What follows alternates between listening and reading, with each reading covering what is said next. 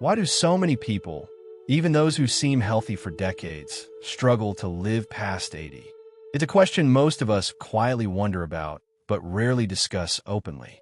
If you're reading this, maybe you've watched a parent or grandparent age, or perhaps you're reflecting on your own future.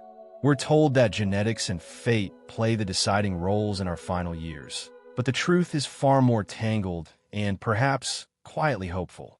There are silent forces at work, often overlooked, rarely addressed, that erode both our years and the quality of those years in ways we seldom realize.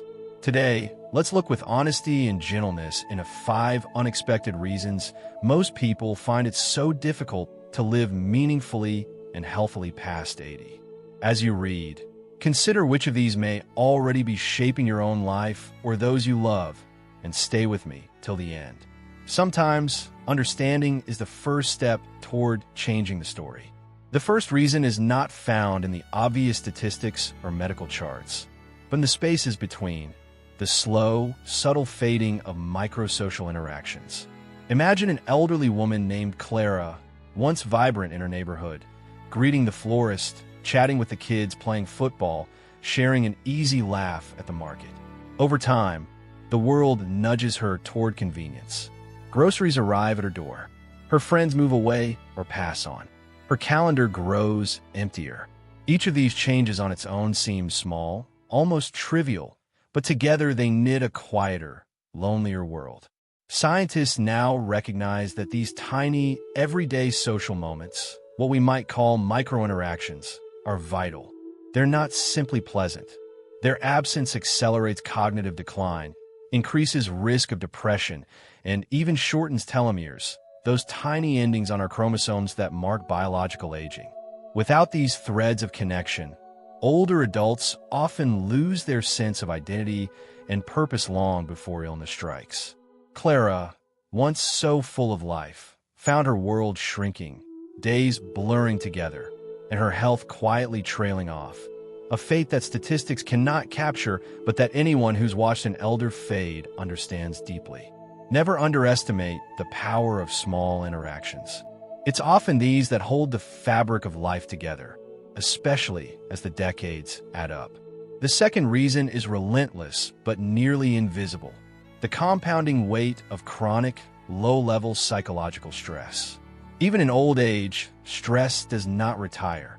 It simply changes shape. It may come from worrying about finances, feeling like a burden, grieving the loss of loved ones, or even grappling with the existential question of meaning. Most people imagine that retirement brings only peace, but for many elders, the removal of routine can be destabilizing. Suddenly, the anchors are gone. Psychological stress, even low-level, quietly batters the immune system and raises inflammation, making older adults more vulnerable to infections, strokes, and heart attacks. Imagine an older man, Mr. Nguyen, entering retirement with high hopes, only to find his days filled with anxiety over his shrinking circle of friends, rising medical bills, and a sense of invisibility in a world that values speed and youth. Over time, that stress seeps into his body, manifesting as aches, high blood pressure, and a weakened heart. Research now shows that psychological stress is not merely a discomfort. It can be a deadly undercurrent, silently stealing months or even years off a person's life. Finding new sources of purpose and support in the later years isn't a luxury. It's a necessity, as critical as any medicine. The third reason why so many struggle to live past 80 is the cumulative toll of multiple chronic illnesses, what doctors call multimorbidity. While it may seem obvious that more illnesses would shorten life, the way they interact is often misunderstood. We don't suddenly acquire these burdens at 80. They stack up quietly over decades. Heart disease and cancer remain the top killers, but by 80, most people aren't suffering from just one disease. They're juggling 3, 4, or more: hypertension, diabetes, arthritis, kidney trouble, cognitive impairment, and others. Each illness adds new medications, side effects, and restrictions, and their interplay can quickly spiral. Take the case of Mrs. Lee, who managed her high blood pressure well into her 70s. But when she developed type 2 diabetes, her treatment grew more complicated. Soon after, arthritis limited her mobility, leading to frailty and falls. Then came mild memory loss, which made managing her own care difficult. This cascade is not rare, but common. The domino effect of multiple diseases is a major reason why so many people experience sudden decline after years of apparent stability. Medical science can treat each disease, but the overlapping complexity often leaves doctors and families struggling to keep up and the patient feeling overwhelmed. The key lesson? What chips away at longevity is rarely a single blow, but the slow erosion from many directions at once. Supporting older adults means looking at the whole person, not just the diagnosis of the day. The fourth, more hidden, reason lies not in disease, but in the physical architecture of aging itself. Our body's declining ability to repair everyday damage. After 80, even minor injuries and stresses, a simple fall, a chest infection, a bout of dehydration, can have catastrophic consequences. Our cells, so adept at mending themselves in youth and middle age, lose much of this capacity over time. Each decade, DNA repair slows, organs wear out, and the immune system grows sluggish. This isn't just about getting old. It's about biological limits. Mr. Smith, an 82-year-old who walked every morning, tripped one day over a rug. He fractured his hip, a common injury in this age group. In his youth, this might have meant a few weeks on crutches. But now, the fracture led to surgery, then to a hospital-acquired infection, then to months of immobility. Each setback magnified the next. The body's resilience, so easy to take for granted, is as finite as the ticking of a clock. For many, this is the silent line between thriving and merely surviving after 80. We can't turn back biological time, but we can be vigilant about preventing minor mishaps and supporting recovery, rather than assuming that a simple injury is just part of old age. Finally, and perhaps most unexpectedly, the fifth reason is the gradual loss of a sense of meaning and self-worth in a culture obsessed with youth and productivity. Throughout life, our sense of purpose is often tied to roles: parent, worker, community member, creator. Past 80, those roles may wither away, sometimes overnight. Friends die, family moves on, the invitations stop coming. Elders may find themselves sidelined in collective decisions, their wisdom uninvited, their stories left untold. Loneliness is not merely a psychological experience.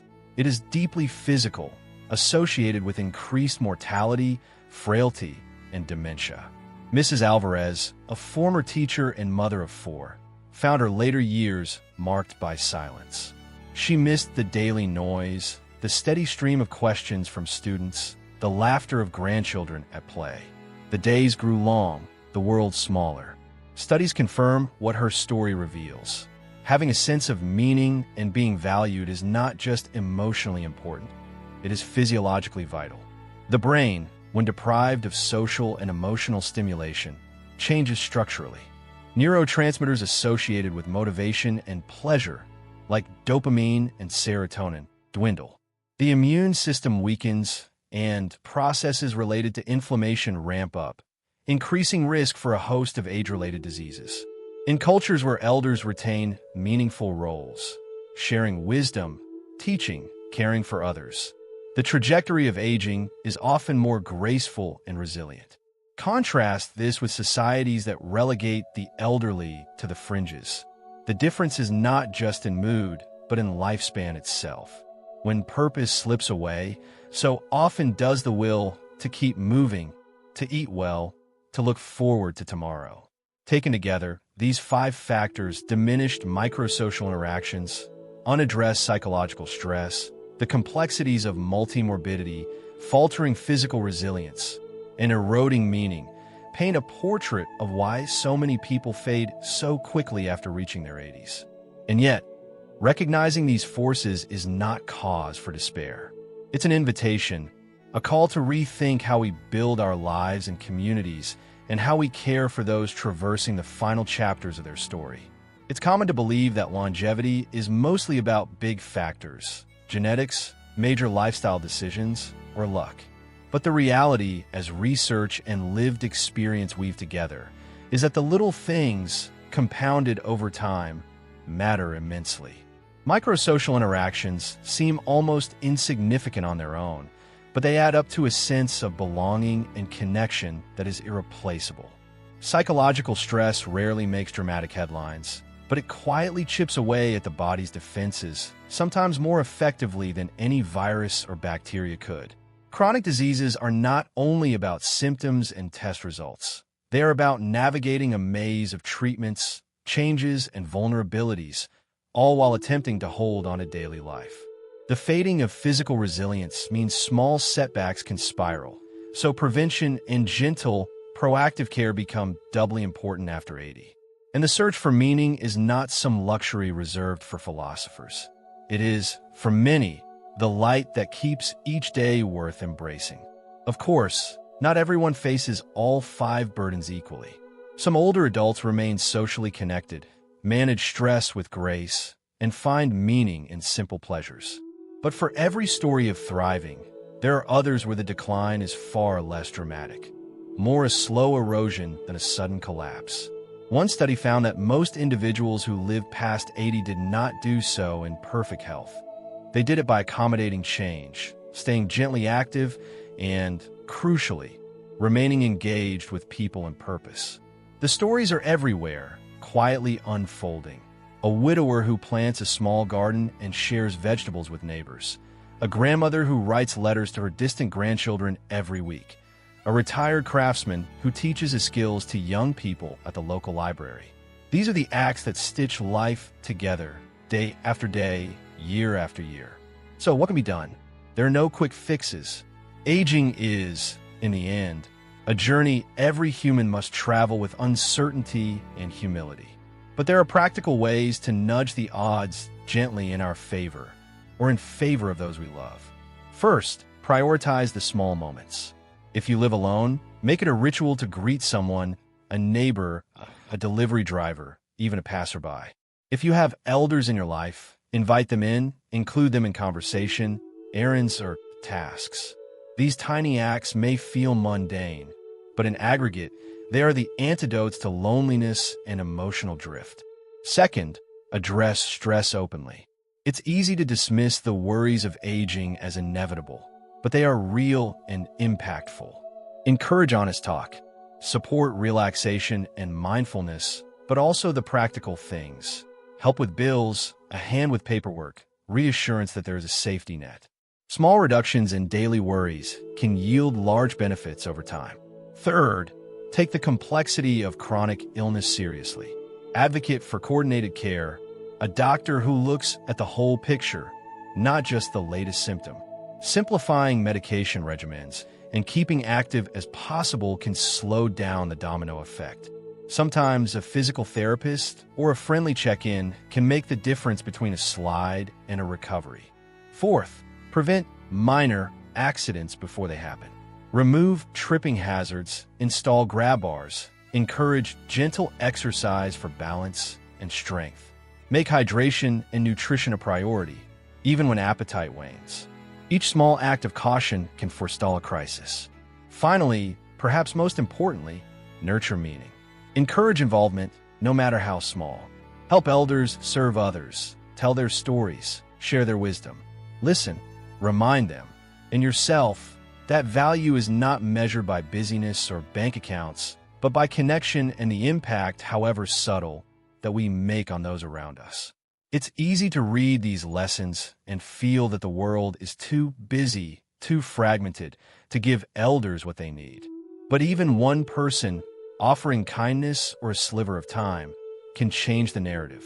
In the same way, each of us, regardless of age, can begin now, banking those small, healthful habits and social moments that may, in the end, be our greatest asset.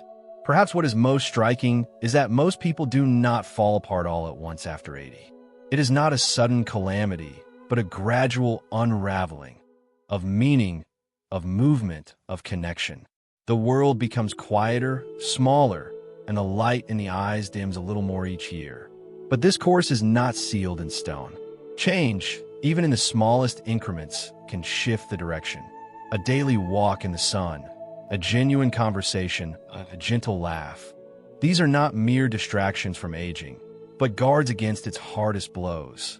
Maybe the greatest gift we can give ourselves and each other is not only to extend life, but to deepen it, to ensure that the years after 80, however many they may be, are marked not by slow erosion, but by continued curiosity, engagement, and love. So I ask you now, which of these 5 truths surprised you? Which one do you see unfolding in your own family or in your own life? And most importantly, what small new habit, ritual, or act of connection will you try in the days ahead? These questions are not mere reflections. They are invitations to build a future where longevity is not simply measured in years, but in moments of meaning, connection, and gentle joy. Thank you for taking this journey into a topic that is usually left in the shadows. If what you've just read resonated with you, please share it with someone who might need it. Let us know your thoughts, your experiences, and your hopes for aging well in the comments below. And remember, if you're still here, reading and reflecting, you still have time to live and to help others live well.